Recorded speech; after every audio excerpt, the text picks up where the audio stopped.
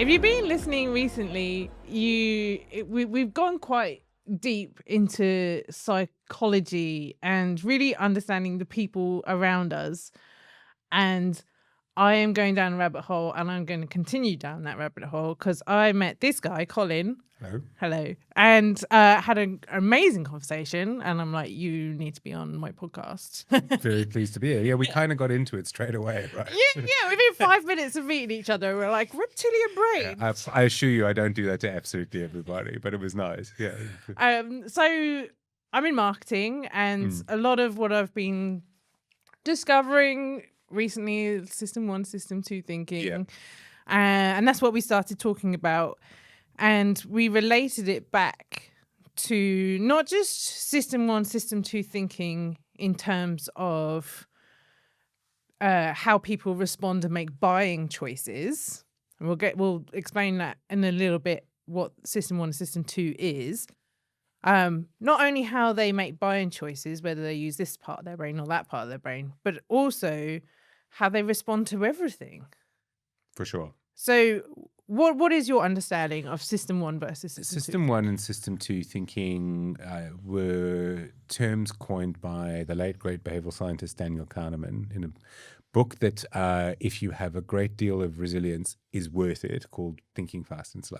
I think I've got to chapter 3. That's as far as many of us get. I understand if you weren't invested in the master's degree that I was prescribed for, I imagine that it would be quite tough to get through. It is worth it. Tackle it in small pieces, maybe the audiobook. Basically, System 1 versus System 2 thinking, very important to say that while they're certainly aligned to different parts of our brain, it is meant as a metaphor rather than this is the System 1 part of your brain and this is the System 2 part of your brain.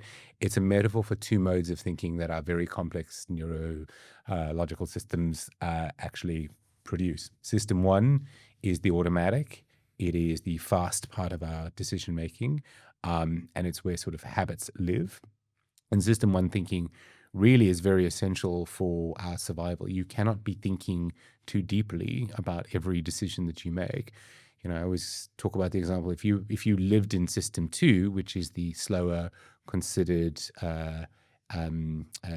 more complex way of thinking, if you lived in System 2, by the time you'd made all of the necessary decisions to get downstairs and have your morning cup of coffee, the day would be over.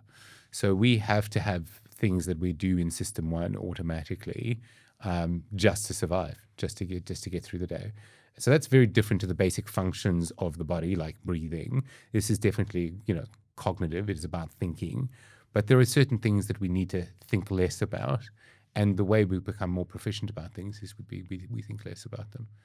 And in marketing, the System 1, which is the habitual, is that right? Yep, pretty much. That is going to your regular coffee shop and getting a coffee.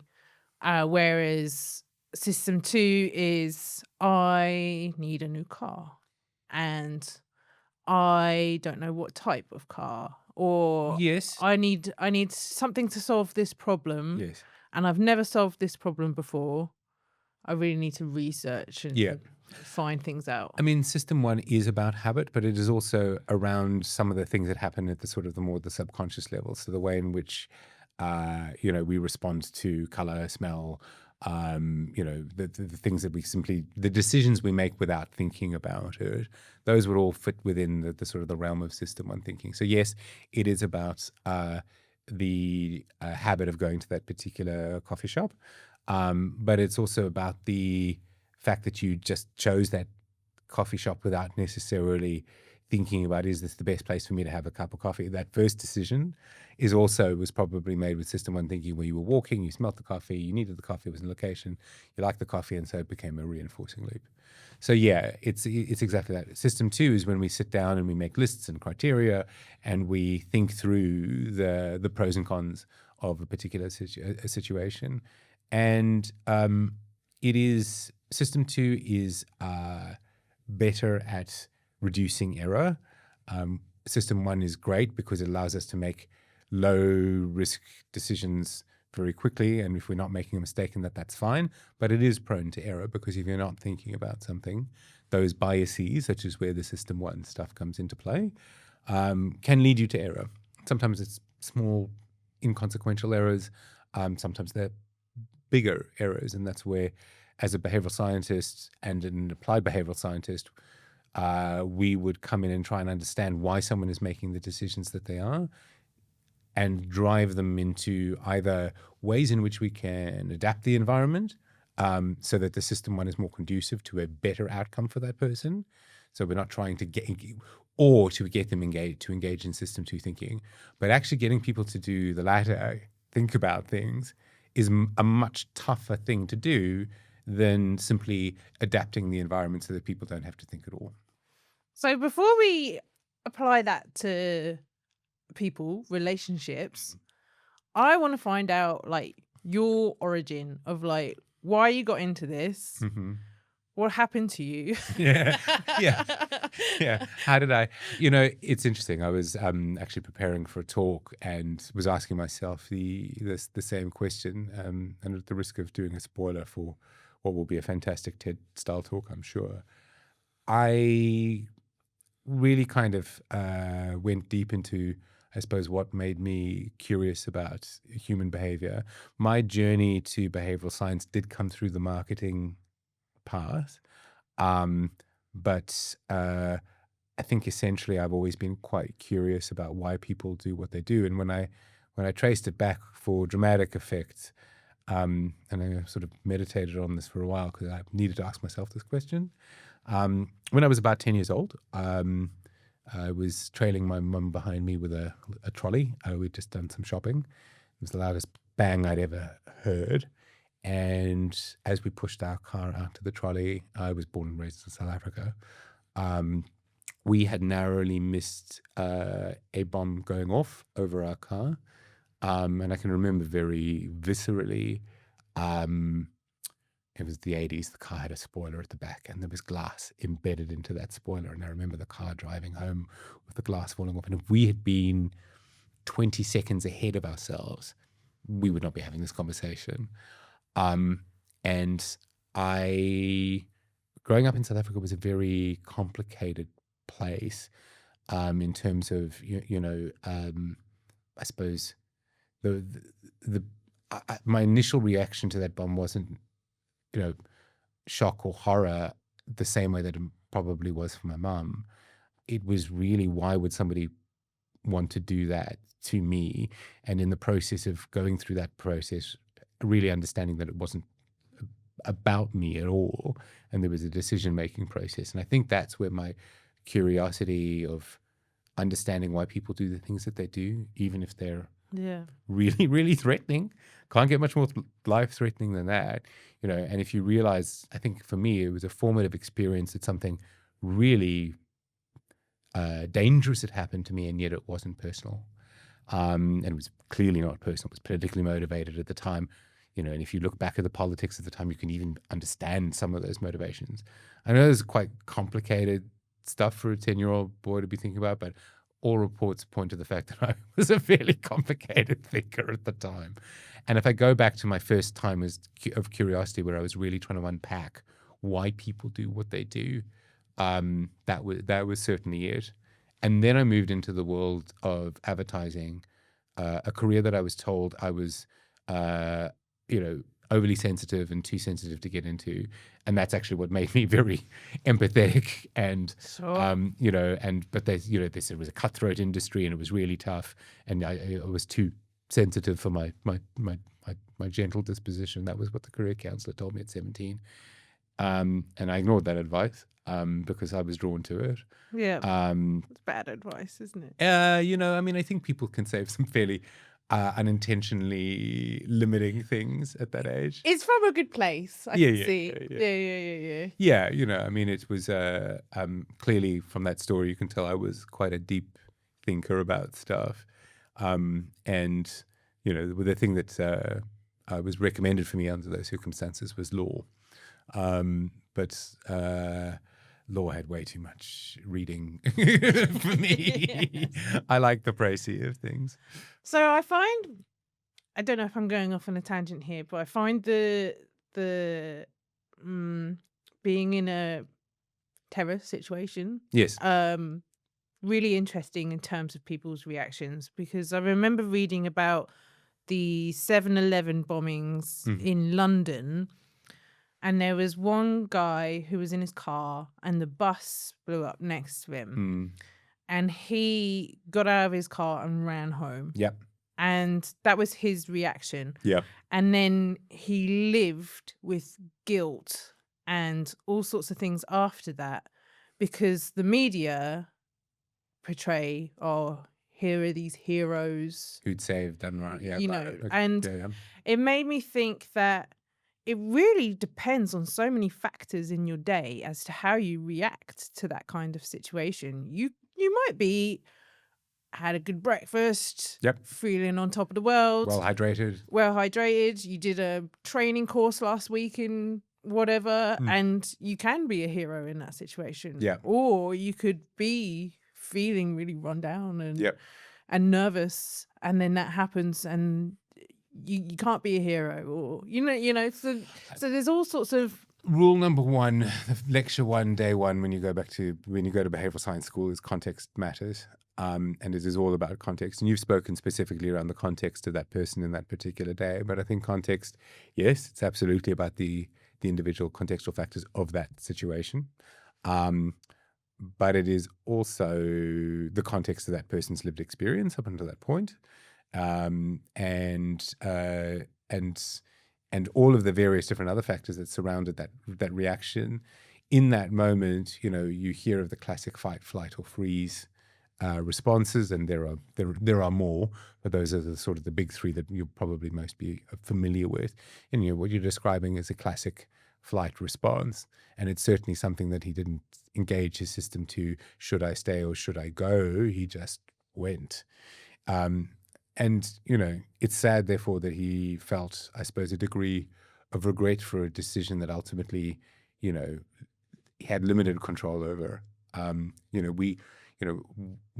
I try wherever possible to withhold judgment from any form of behavior. Because there are reasons why people do what they do. It's not to say that they're rational or kind or good. I'm not saying any of that. But there is always a broader context to consider, even with some of the most confronting behavior. And that, my friends, is that why we got into a very deep discussion within 5 minutes. So how do we react to other people reacting? Because we understand now that every reaction that we're getting, because it's easy to be pissed off. It's like, Absolutely. Hey, I would like some help with this. What do you mean? I've done this. Well, like, and then it's kind of reaction to reaction to reaction. Yeah. So there's 2 parts to that, I guess. It's how do we react to other people's reactions? And then is there a path to controlling how we create those triggers? Sure. I think it's interesting that you sort of see certain lines of thinking that are recurrent. I think there's a book at the moment around called Let Them, right? And it's really just around sort of, if people want to behave in a certain way, let them is basically, I think I've just saved you reading another book. Yeah. But that kind of thought pattern, actually, if you want to trace it back, and I think the author would admit it as well, goes right back to sort of, Buddhist philosophies of detachment. So this notion really fundamentally for your own psychological well-being, that the only person you can control in any situation is yourself. Yeah. And I think that's, there's sort of, it's what I refer to that as the second golden rule. Like the first golden rule is do unto others as you would have done unto you, right? And then the second one is understand that the only control that you have in any situation is you. So if someone is presenting you with, behavior that you find challenging, confronting, triggering, which is often system 1, it's reactionary. Well, yeah. I mean, it could be. I mean, sometimes people are angry for very considered reasons as well. Yeah. But I think, at the end of the day, again, the same philosophy applies. I actually couldn't tell you why they're responding or behaving in the way that they are, like without going into a deep, Sure. into a deep understanding of what their day was or what they Childhood. or childhood, or a very considered rationale for things they perceive you've done. All of that's on the table, and yet also kind of irrelevant, because in that circumstance, you have a choice. And sometimes we are too aroused, emotionally aroused, to make for that choice to be available to us.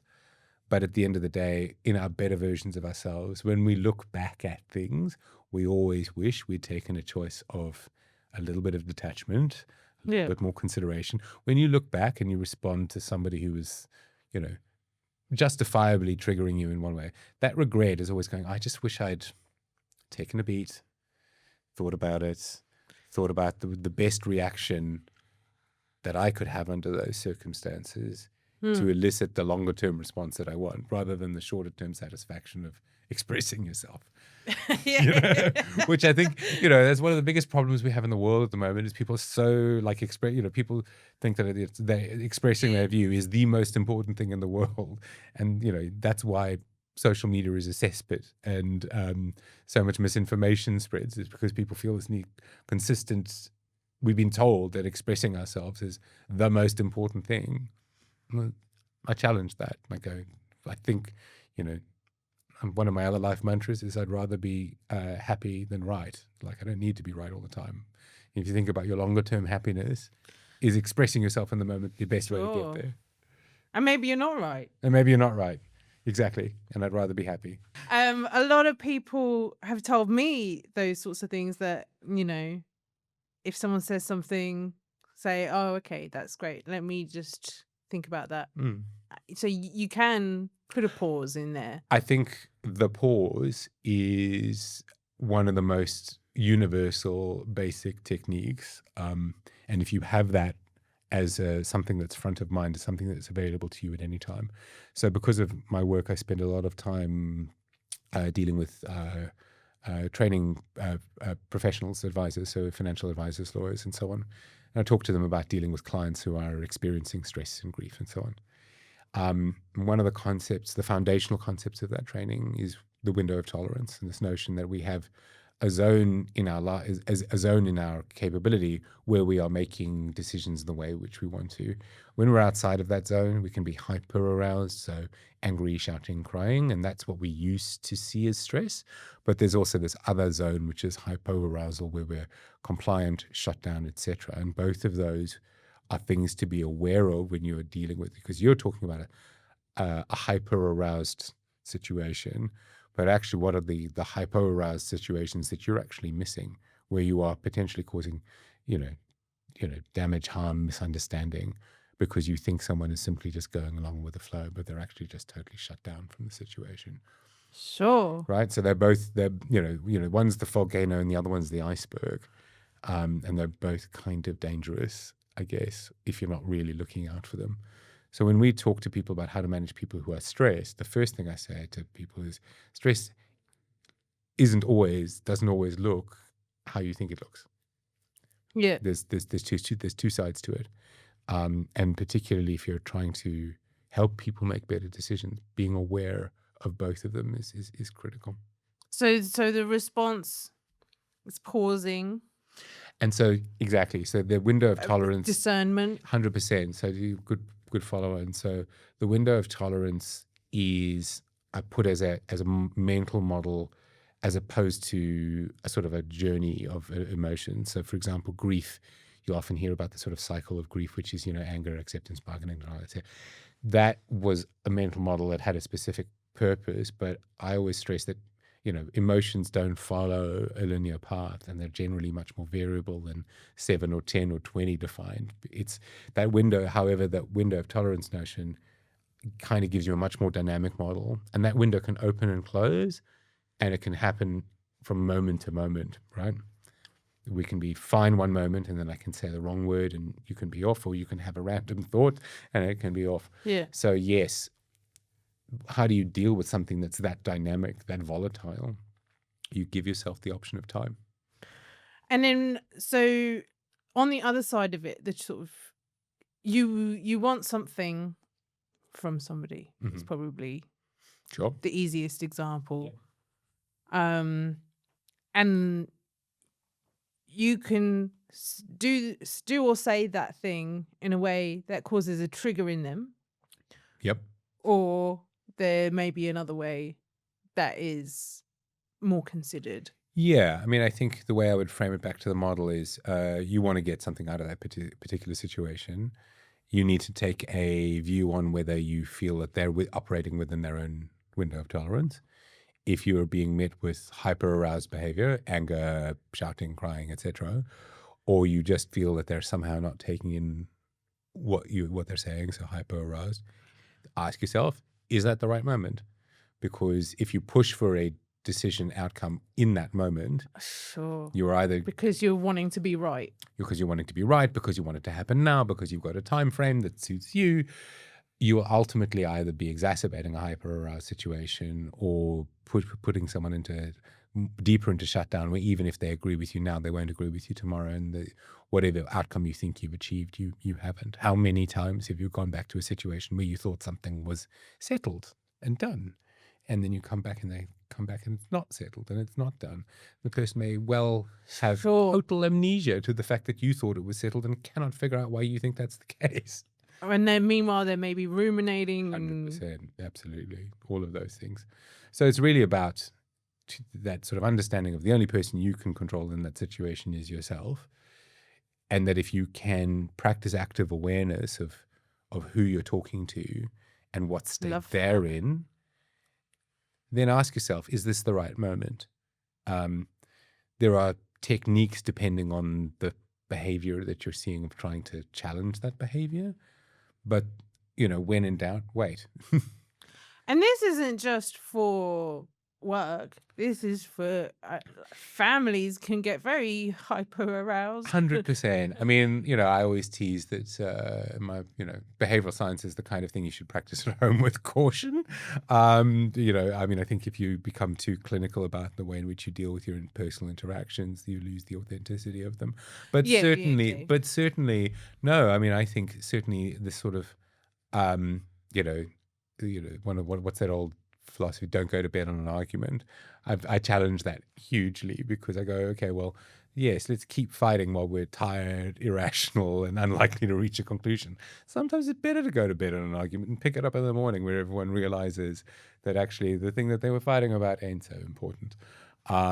So it is, I think those moments of pause, so long as you're both consenting within that and you kind of have that conversation.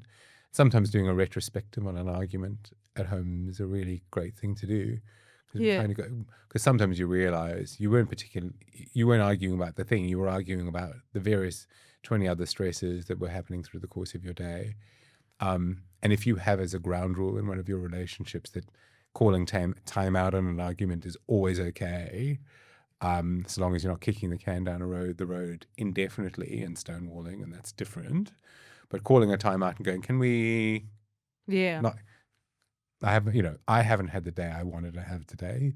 We're not getting what we want out of this conversation. Can we do this tomorrow? It feels very mature and grown up when you do it. It's great. It feels very, it feels like you're properly adulting when you manage to pull it off. But also be careful that because you could go to bed and ruminate, like, why aren't they doing this? Like, why isn't this happening? Where's my apology? Exactly. And I think that's why establishing the ground rule in a relationship is so important, because I think, you will be able to then go back and say, there were times when I wasn't prepared to solve that, and I need to give my partner the space, or my child the space in which to resolve it on their terms as well. Ruminations will happen. I'm a terrible ruminator. I wake up at 3:30 most mornings with something, and I mean, I mostly try and meditate and calm my mind back to sleep. I don't think you'll ever really be able to, I think that's a trait. Like, we either do. Yeah, it's important as well, because a boundary's been crossed, or so something's happened that does need to be fixed. But whether you ruminate it in screw this guy, or ruminate it in okay, how Yeah, I mean, I think if you can either channel your mind back under those circumstances to kind of using that time, even though you didn't get your solution in the time frame that you wanted to, thinking about if you view that as an opportunity to actually, muster your own thoughts and see if you could be expressing yourself better. Sometimes by the time you get up the next morning, either the issue has gone away completely, or you've thought about things in a way in which to make things land in a way that actually gets you closer to the outcome that you want. That time out that the other person may have called is actually a gift for you too, because you can actually say, okay, well, I don't want to, but I will take some time to think about it. And what are some common triggers for hyperarousal? What is the person responding to? Like, is it their ego? Is it their Oh, I mean, I'd be cautious about being sort of too specific around that. The broad answer is context, but context can, as we talked about earlier, can have either we're talking about the short term or the longer term context, but it also can be any manner and form of, for example, when I talk about it, let me talk about it in specific frame, and it'll probably be easier to grasp. Yeah. So when I talk about people's reactions to death and grieving, for example, their reaction to death and grieving will be in some way based on the relationship they had with that person, but it'll also impact who that person was. Was it a 98-year-old grandparent or a 5-year-old child? Totally different. How long ago was the death? What is the culture that you come from, and how that deals with death? And as a culture, as no religion becomes the dominant religion, so those cultural norms are falling away. That's changing the nature of the grieving experience, because we don't have those rituals. So just even within that sort of small frame of just one particular emotion, you can see that it's a very complicated web of forces that come together in one particular moment to result in a particular kind of behavior, whether it's tears or anger or whatever the case may be. Sure. And so, the short answer is it's complicated. Yeah. If you're from an observer's perspective, and I think the underlying part of your question is like, how do I manage that situation? With empathy, And then, in that sort of sense of managing people or having relationships with people, for example, to get the kids to do something like tidy that room or something like that. There's one way to approach it, was like, yeah, you're disappointing me. I can't believe your room's like that. When is it going to happen?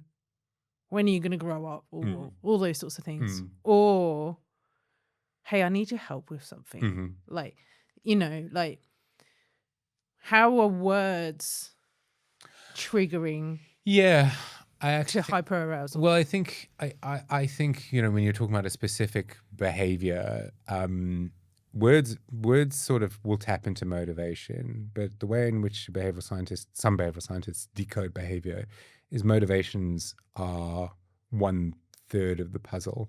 The other 2/3 are the opportunity and the capability. Like, can someone do this particular thing that you want them to do? And do they have the opportunity to do that? Is the environment structured in a way that allows them to do that?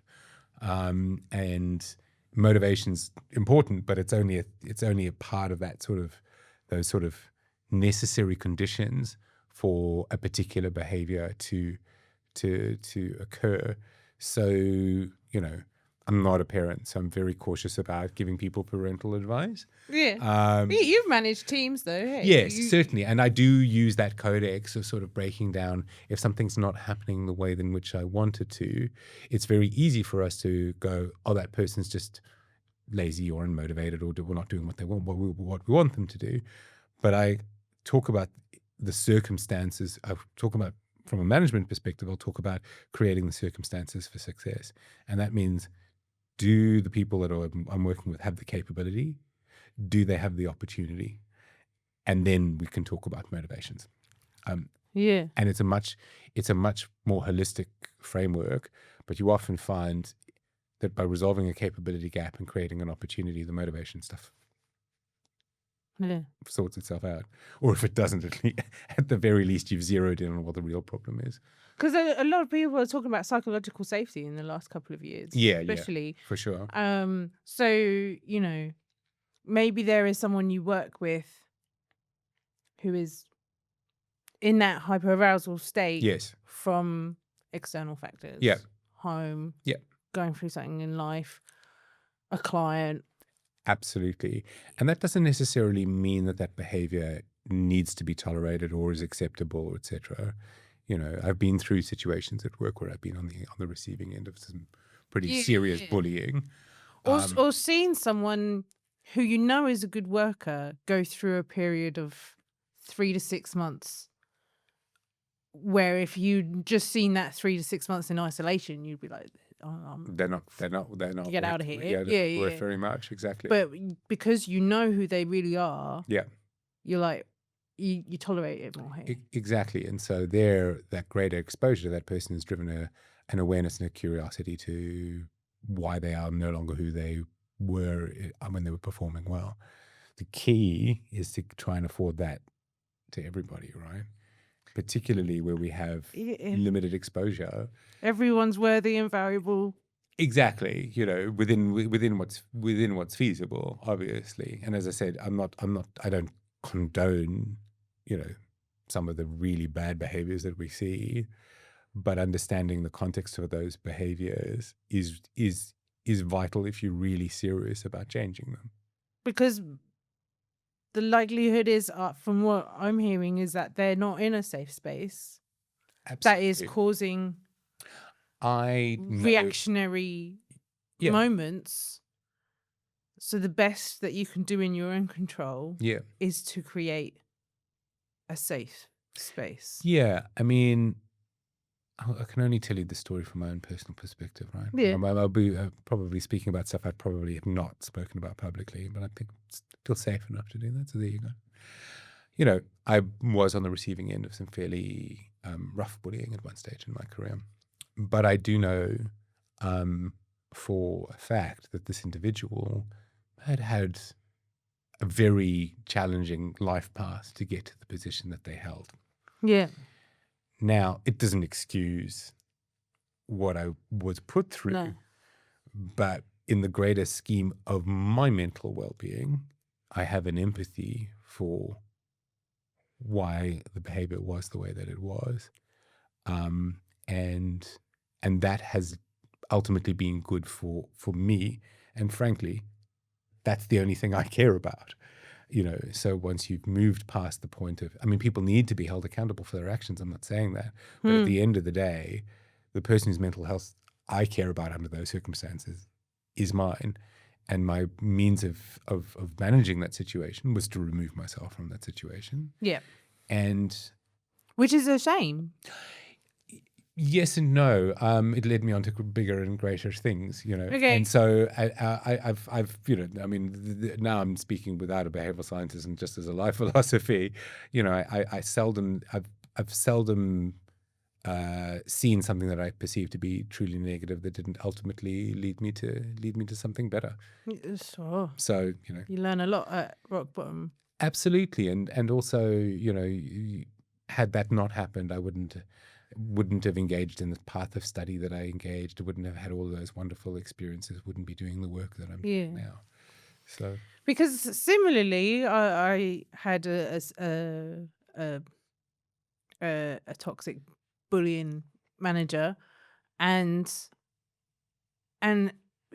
in the years that have passed, I still like I look at it as levels in a video game. Mm-hmm. And when I went through that situation the first time, I'm on level 1. Yeah. And like going through that situation, maybe I'm on level 6 now. Yep. So I could probably tolerate it a little bit more and do a little bit better, but the result would always be the same. I think that we ended up both leaving the situation. Yes. And I just don't see how it would have changed. And I guess there's part of this is trying to figure out, like, how do you cope with people like that? How Yeah. do you work it out? But maybe I think there is a certain your magnets. You're always gonna. Yeah, I mean, I think you have to make the decisions that are right for you under those circumstances. There was an old, in your situation, you could have stayed, fought, stood your ground, etc. That needs to be traded off against the very real sacrifices that taking such a stand makes. And Sure. and People make that a lot with and we whistle blowing and all exactly sorts. and I think it is an understandable and acceptable resolve for not everyone to necessarily feel that they have to take on every single battle like that. And while I do feel very strongly that the standard you walk past is the standard that you accept, when you are in the eye of that particular storm, you need to be quite forgiving around what it is that you need to do. In my billing situation, the person I'm probably the most long-term angry with is not actually the individual. I understand the contextual factors that led them there. Yeah. I'm more angry with the enablers. The bystanders, the various different corporate structures that allow that to continue in full knowledge. Those are the ones for me who have less of a, but they too are acting out of their own fears and issues and so on. Yeah. So, it's, you can't control it. You can't control anyone else other than yourself. And at a certain point, the circumstances will be right where you can make the material changes you want. But important, because you wouldn't have got to this level of understanding without that Totally. beating Totally of your brain. Absolutely. And I think, at the end of the day, the only person that's sort of keeping you up at night is yourself. And however you choose to sort of seek peace within that space, sometimes the best thing to do is to stand and to fight. And sometimes the best thing to do is to move on. And sometimes it's a bit of both. Sometimes, again, it's about the timing thing. Like maybe you are not in the position right now to deal with it. Yeah. Know yourself. When I talk to advisors about preparing for stressful moments, there's a process. It's called the P.E.A.C.E process, and the P stands for prepare. And prepare, the first person you need to prepare. Yes, we ask them to prepare their client. Yeah. But we also say prepare yourself. And the step one of preparing yourself is, in a professional setting, make sure that you have all of the rational stuff prepared, the facts of the situation, et cetera, et cetera, et cetera. But also check in with yourself. Did you have an okay night's sleep last night?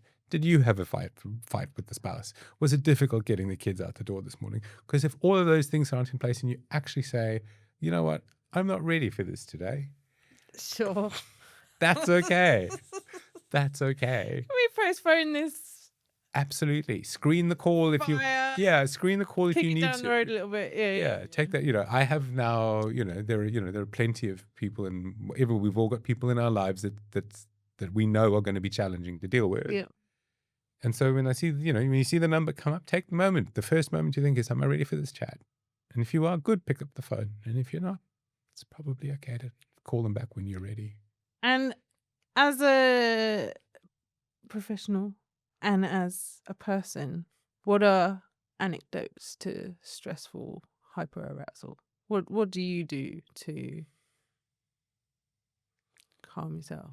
Yeah. What's the opposite? Yeah. So I do follow this process, this mental checklist, and we can go through it. And as I said, the first step is that preparation and going, am I prepared? If so, that's fine. The second point is then to really try and establish empathy. That's what the E stands for, establishing empathy. Because if you simply dive into the matter at hand without having created that human connection or given space for some of that human connection, you won't always get it, but it's a good idea to then to at least try. Yeah. Right. And it can be as simple as, in a professional setting, would you like a cup of tea? Yeah. Right? Like, it's as easy as that. We lose so much of that in was your digital day? interaction. How How was was- your day? yeah. All of that stuff. Just the personal stuff. Remembering what they spoke about the last time and asking a follow-up question. Easy techniques. Yeah. 2 minutes. 2 minutes. And we lose so much of that with digital communication. So Yeah. there's another topic for another day. But even in a digital situation, actually being even more aware of the fact that you've lost that opportunity for empathy and you need to work twice as hard to get it back. Yep. Right? Remember before COVID, meetings started 5 minutes late, didn't matter. There was always 5 minutes of chat. Now every meeting starts on time and you get straight into it. Don't establish the empathy. Then it's really around understanding that window of tolerance opens and closes, and the hyper-arousal may close over. And if you're not successful in closing it over, that active awareness of going, today is not the day. And then it's really around trying to put giving the other person some sense of control back, and bearing in mind that when we are in stress situations, our ability to have too many options on the table we don't like, that's not good. That makes the situation worse.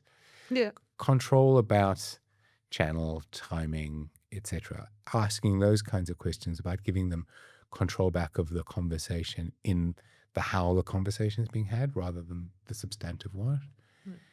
And then finally, resolved or unresolved, the ending matters. There's a lot of great behavioral science that talks about people, will remember the most intense moment of an experience and they'll remember the end.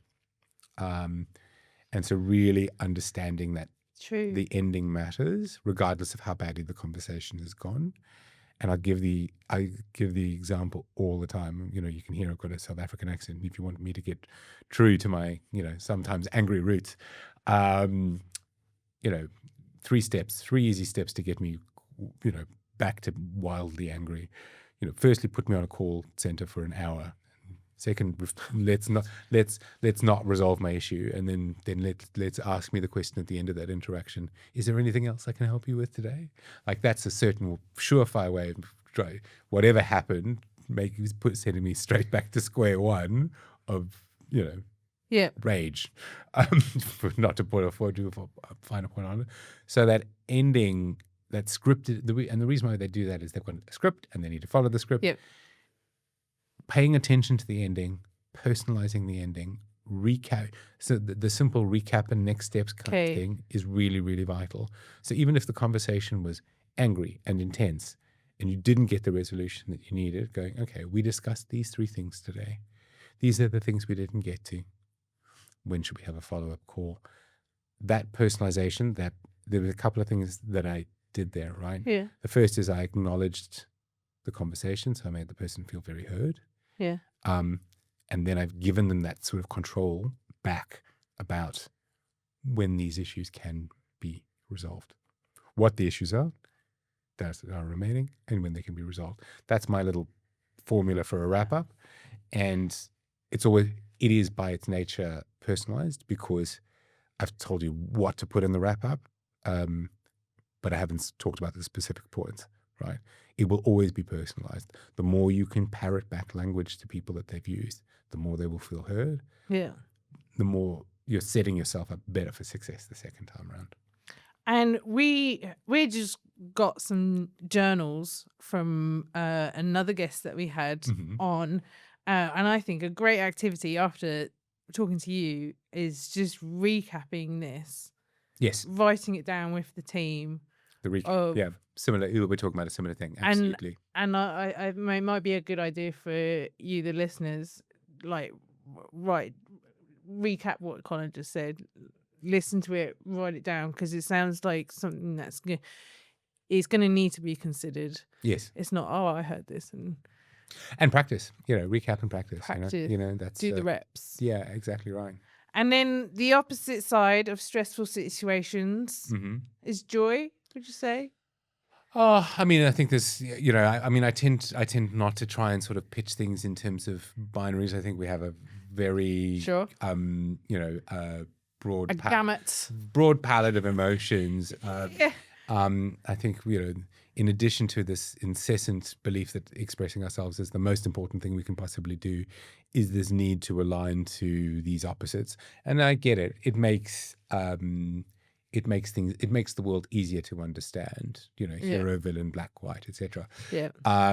But it's not accurate, and it's not nuanced, and it's not helpful. That's true. You can have joy and grief, and you can have grief and absolutely. joy. You can. I mean, some of the deepest belly laughs I had were in the pits of grief, where you measure, where something you remember something with such fondness and such hilarity about the person that you've lost. Yeah. I couldn't call that. I couldn't say that wasn't joyful. It was. Sure. Right. I love that. So we're complex creatures. Isn't that wonderful? And so we don't have to put ourselves into little boxes. And tell our audience a bit more about who you are, where they can find you, what you're doing. So, because you just started a new business. I have. Yep. I have. My business is called Behavioural. It is born out of a grief experience where I realized that all of the information that you need to help manage the loss, all of this practical administrative information, isn't stored in any place. So I've created a tool that helps people store all of their critical administrative information, but also their wishes and hopes and desires for the people that they're leaving behind. So a bit of the the nuts and bolts, but also never forgetting the heart of the matter. That's so beautiful. And really thinking about things in terms of, the legacy that we leave, both in terms of both a joyful legacy, knowing what people's wishes were for us, but also a pain-free legacy. So not leaving people wondering who the electricity is to be with, or where the passwords are stored, or all of the things that can cause. It's amazing the things that can cause genuine pain under those circumstances. So Behavioural is a really practical tool that helps people pull together the critical financial, practical, and personal information that they need, and thereby leave a legacy that is both pain-free but also, beautiful. Amazing. Yeah, so that's. And Colin Jowell. Joel. Yeah. Joel. Yes. How to reach me? Colin Jowell on LinkedIn, JOWELL. The only one of me in the world. Hey. Yeah, unique. I was born with a unique brand name. So there you go. Amazing. Yeah, that was probably the reason I got into branding. So there you go. Thank you so much. I've got so much out of that. I'm glad. Chat. That was random and beautiful and just the way I like it. So thank you. Yeah. And I hope you guys got as much out of that as I did. Please like and subscribe and listen out for more podcasts, because we're really going deep on connecting with people. And I think sort of the realization, Colin, is that we're all the same, and we've all got hopes, desires, dreams, frustrations, anger, and it's good to learn to live with each other, isn't it? Absolutely. Empathy is the key.